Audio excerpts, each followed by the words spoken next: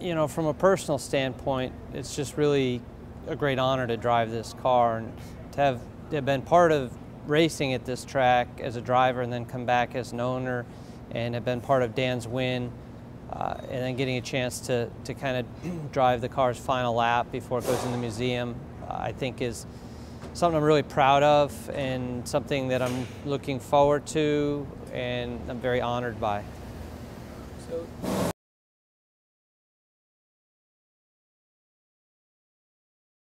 I don't really know how I'm going to feel at the time driving the car. You know, I think Dan's memory will be very strongly with me, and I'll be thinking of him a lot the entire lap. But I think I'm also going to be hoping that the crowd's just going to be going crazy, because that's what he would love. You know, he would want to see and, you know, be looking down and just seeing hundreds of thousands of people cheering and wearing white sunglasses and hooting and hollering and really just remembering all the great things that he did at this track and in his career.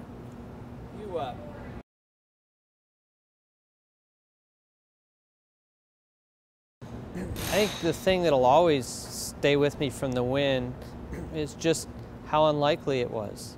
You know, how I think I never saw the pre-race odds, but you know, certainly I don't think we were favorites of anybody except Dan.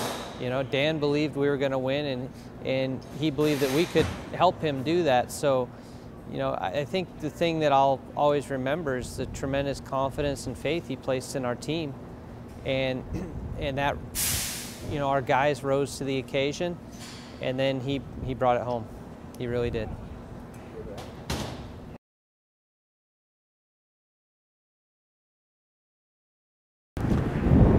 I think quite a bit of mixed emotions, you know. This day 1 year ago was so glorious in so many ways, and then to have the situation in Vegas, you know, really hit home to us because we were running the car in Vegas, and then to watch it be restored over the winter, you know, back to its glory. I don't know, just a lot of mixed emotions.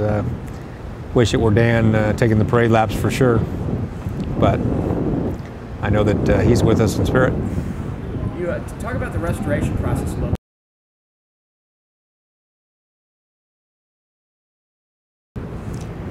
No, you know, I think it's obviously a spectacular chassis in that it won the 100th anniversary of the Indy 500, and I think right from the get-go we set aside all the components, uprights, wishbones, everything to make it as authentic as possible, and we knew we were going to go back to that. I was joking with Bryan that I wish he could do 500 miles with this thing, because I'd like to have the grind back on it that it had after the race, but that would be the ultimate, you know, car for me. But we just took particular attention to make it exactly as it ran on that day, and I think the guys in the shop did an excellent job. You obviously had a chance to know Dan.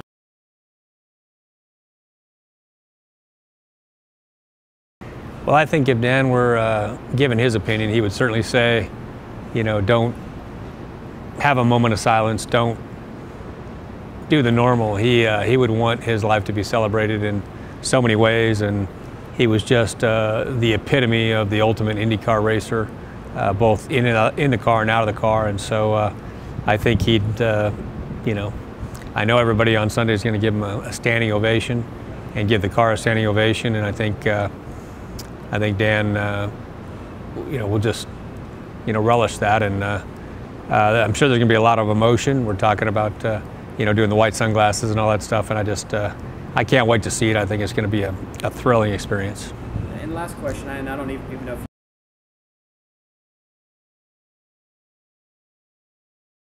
Dan was such a, I think everybody who knew Dan knows this, that he was such a all-encompassing individual, and he wanted everybody to be a part of his excitement. And you know, we had crashed both of our cars, the 77 and the 99, and I was kind of moping in the garage, and I saw that last lap, and I just kind of saw it all unfold, and I was like climbing out of my skin, happy for Dan. But it wasn't until 30 minutes I made it down to Victory Circle, and Dan just ran up and gave me a big hug and put a William Rast hat on me and said, "You got to come up and take a picture in Victory Circle." I mean, he was so excited for us and our team, even though, you know, it was a technical alliance and we owned the chassis, but he just wanted everybody to be a part of that experience and feel his joy and his passion, and we did. And that picture in Victory Circle with my wife and my kids is one of my, you know, prized possessions now, because it really means more